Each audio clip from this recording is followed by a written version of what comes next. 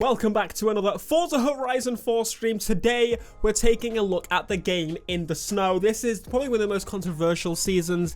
A lot of people were worried that the season would actually really affect the gameplay and make it so that you couldn't drive a supercar in the snow, all this kind of stuff. Well, I'm here to let you know that that isn't the case. You can drive supercars in the snow. They did a whole bunch of balancing in the game to try and make this thing work as smoothly as possible, depending on what car you want to use. Obviously, not everyone wants to be driving off-road kind of cars in the snow, so they're making it a little bit more balanced in that case. So I personally am much of a person that prefers more realism. In Forza, I have an issue in where the fact of you driving off-road in a hypercar and you still go like 300 miles an hour. I personally prefer the fact of more realism in that situation, but in this I'm willing to make a little bit of a like, okay, fair enough, I kind of get it when it comes to driving your hypercars off-road, because I don't want to wait a whole week to have to drive my favorite car if it's a race car. There are a lot of roads that have not so much ice on them. They're not going to be as solid as Blizzard Mountain was. That expansion was made to be like heavy snow. This is not so much that, and I'm glad they cleared that up. One other extra little cool feature is the seasons actually affect the map. So depending on what season it is, you're going to see a different iteration of the map. So last week, we saw a little bit more of a brown looking map. So in the summer, I guess it's going to be more green and happy.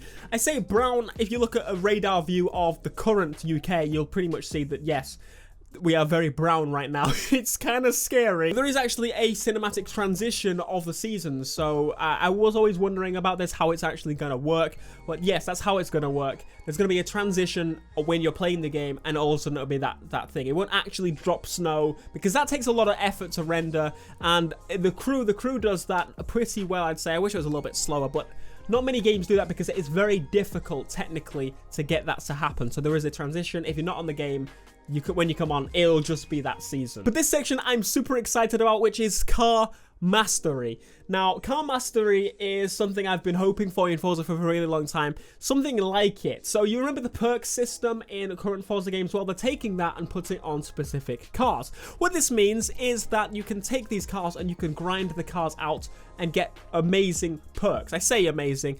Amazing perks if you're looking to increase how many points you're getting. So these perks, the only thing they do is give you more points and more kind of reward of fans and followers for using these perks. That's my one little downside with the thing. There isn't any perks that kind of improve the car in any other way or add some kind of, you know, I totally get the idea that if it made it like a handling change or something, it would kind of make it a little bit unfair, but it's based on the scoring. So if you did an online drift or something, you're going to get more points for drifting in that car. That still seems to me like a little bit of an unfair balance, but at the same time, I don't really mind that much because of the fact you've put the time in, you've put the work in, you deserve those rewards. But finally, they're taking a step in the direction to make it a little bit more progressy to play the game. You have to properly go in and look at and love that car. And the cool thing, another cool thing about that, is that if you want to sell this car after you're done, you can max it out, get all the perks for it, and then sell it at the auction house. You're probably going to get more money for a car that does that. Surely, the market value will be much higher for a car that has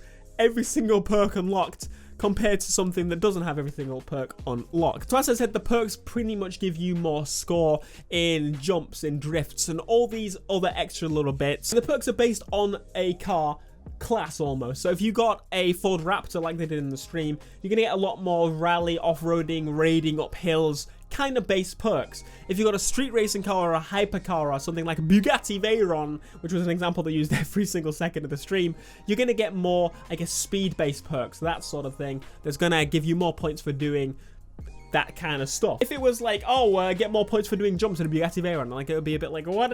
So that each car has its own separate types of perks, and I guess the way they assign those perks to those cars is by looking at the type of car it is. If it's a truck or something, probably going to be off-roading and stuff, and if it's to do like a hypercar, it's probably going to be speed-based. I'm super glad that they're adding this. It's a huge issue I had with Forza in where when you play the game, there seems to be no reason to play with your favorite cars because you get a better one straight after. It's very short term, but in the way of me complaining about how easy it is to make money and stuff, this is a way to, yes, you still make all the money in the world. It keeps the people that like that happy, but it also means that people like myself get something to work towards to master a car. That is car mastery.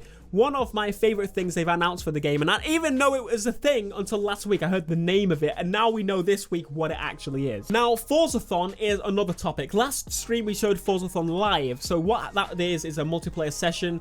every hour an event pops up on the screen. Well, Forzathon, as you remember in Horizon 3, was a little bit different. It was just challenges based on, usually on car type, that sort of thing.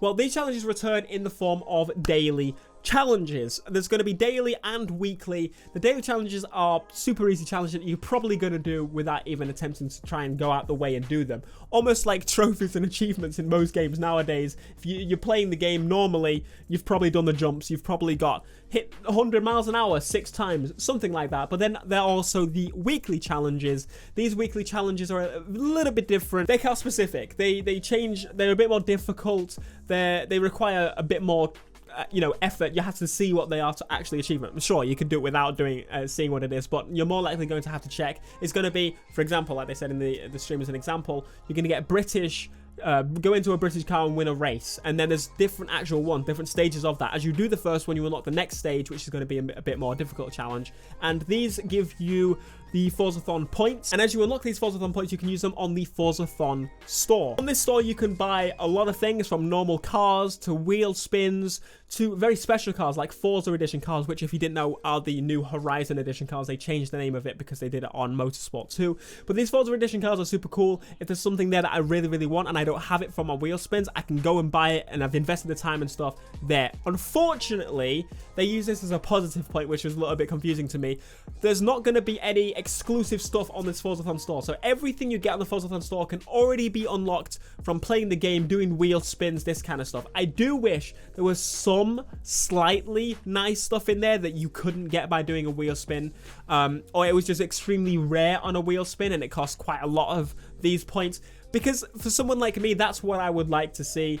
For the person that really does enjoys playing the game but would like to see more reward in doing so, me doing more challenges should mean I get more rewards and better rewards, and doesn't necessarily mean it has to be faster cars. I'm not wanting faster cars, but what I want is a Horizon Edition Corsa. Is that low enough for you? I think that's possible.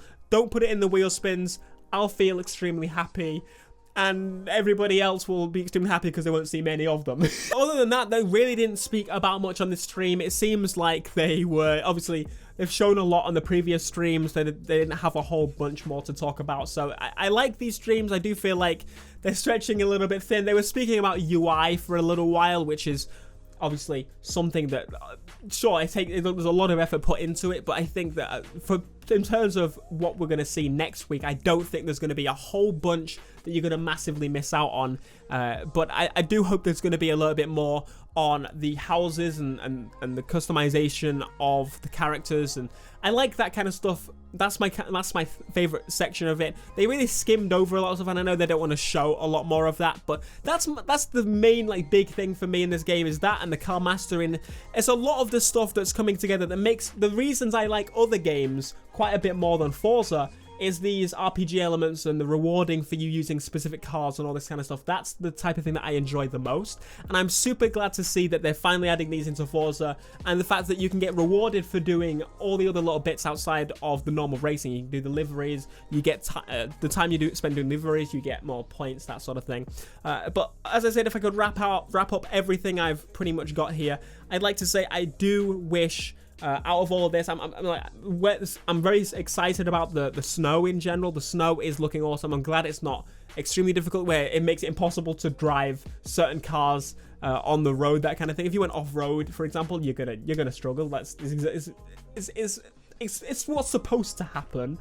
But when it comes to the stuff that they've got later on in the stream, which was to do with the later progression, the car-specific progression, the Forzathon store, being able to sell your cars still on the auction and them being worth more because you've put time and invested in them. That type of stuff is what I want to see more of. Hopefully next week we'll see something next of that. But as I said, I would like to see a bit more of that. In terms of the perk system, I do feel it's a little bit loose right now, and just earning more points to me is not reason enough to kind of master a car. I don't feel like I really need to do that. I'll be doing it anyway because I'm using my favorite car, but I do wish there was a bit more of a reward, like special stickers that I can only use on that car, or something even small like that. Then again, people can create stickers. I guess it's a little bit more difficult to come up with something a bit more like that, but also on the store, I hope that in the future they'll have some rare stuff that you can't get on the wheel spins, or it's super, super rare on the wheel spins.